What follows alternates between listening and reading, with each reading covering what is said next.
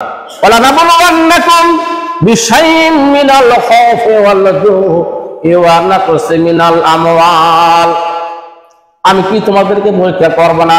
অর্থাৎ আমি অবশ্যই তোমাদেরকে পরীক্ষা করব। ওয়ালা নাবলুওয়ান্নাকুম, অবশ্যই আমি তোমাদেরকে পরীক্ষা করব। নাকসি মিনাল আমওয়াল ওয়াল জু', তোমাদের মাল সম্পদের কমতি দিয়া, শস্য ফলাদির কমতি দিয়া, ক্ষতি দিয়ে আমি তোমাদেরকে পরীক্ষা করব।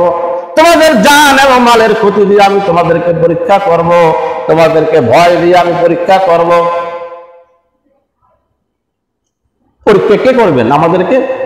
পরীক্ষা তাদেরকে করবে যারা প্রকৃত ছাত্র হতে পারবে, যারা ইমানদার হতে পারবে, এরাই শুধু পরীক্ষার খাতায় নাম দিতে পারবে, ঠিক কিনা? অনেক মুসলমান আলেম ওলামা সহ সাধারণ মানুষও এই পরীক্ষায় পাশ করে গেছে। অনেকে আপনারা পাশ করে গেছেন, কিন্তু আপনারা এখনো বুঝতেই পারেন নাই। অনেকে আপনারা পাশ করে গেছেন। কিভাবে পাশ করে গেছেন বলবো? বাসের গাড়ি, গরু দিয়ে, গরুর গাড়ি আছে না, গরুর গাড়ি এখন খুব কম দেখা যায়, তাই না? গরুর গাড়ি, সেখানে অনেকগুলো বাঁশ নিয়ে নিচ থেকে উপরে যখন উঠে, আপনার ওই নদীর ঘাট থেকে যখন উপরে বাঁশ নিয়ে উঠবে, তখন দেখা যায় যে দুইটা গরুর কান্দে আপনার ওই কি বলে গাড়ির জঙ্গাল, হ্যাঁ, তার ঘাড়ে আছে। কিন্তু এইটা যখন এই যতই টান মারে, গরু কিন্তু দুইটা গরু দিয়ে কিন্তু সম্ভব হচ্ছে না। তখন কিছু লোক কি করে জানেন? পিছন দিকে ধাক্কা মারে। ধাক্কা মারে কি মারে না?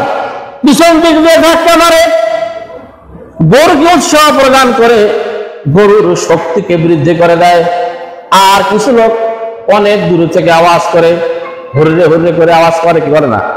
যা যা যা, ওট ওট ওট, এগুলো বলে না? দূর থেকে কিছু মানুষ বলে যা যা যা, উঠ উঠ উঠ।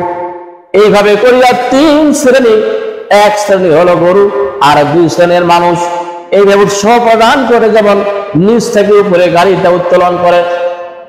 যারা এই জন্য কোরআনের আইন বাস্তবায়ন করার জন্য মাঠে নেমেছিল, এরাও সেই সওয়াব পাবে, আলহামদুলিল্লাহ বলেন।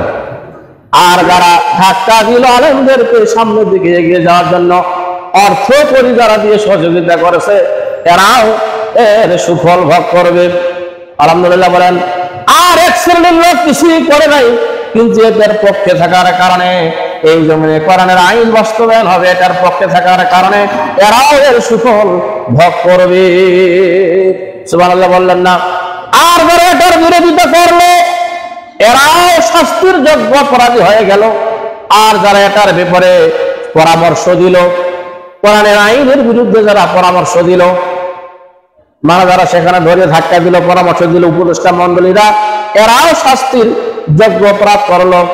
আর যারা দূর থেকে সাপোর্ট করলো, ঠিকই আছে, ইসলামী আইন চাই না, আলেমদের এই আইন চাই না, আমরা এটা চাই না, আমরা মানব প্রসিদ্ধ আইনে সাক্ষ্য দান করি।